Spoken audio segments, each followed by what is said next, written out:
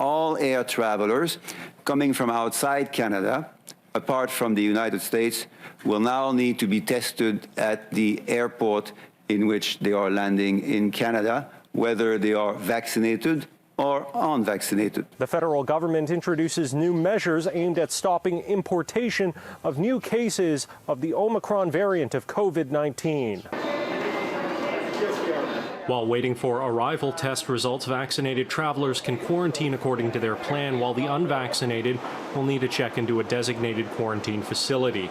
Canada also adds 3 more African nations to its travel ban: Nigeria, Malawi, and Egypt. Travelers from those countries will also need to quarantine in designated facilities. Dr. Theresa Tam says those 3 countries were added as they have low vaccine rates and couldn't identify their own Omicron cases. They have not yet reported Omicron variant in their own country prior to other countries reporting importations from those countries. In addition, Canada will no longer accept pre-departure COVID tests from those countries. This means that Canadians will need to stop and obtain valid results in a third country before entering Canada. The federal government is also asking the National Advisory Committee on Immunization for a fresh recommendation on COVID boosters and consulting provinces on how testing travelers from the U.S. might work. But new Health Minister Jean-Yves Duclos says rolling out the changes will take time. Some measures come into effect Monday night, but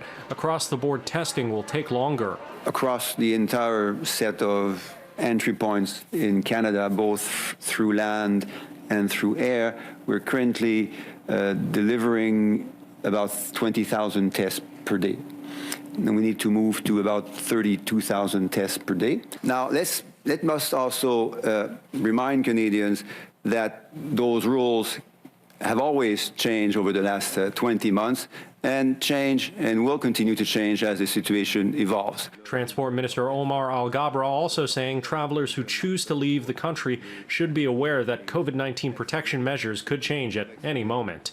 In Ottawa, Xiaoli Li, City News.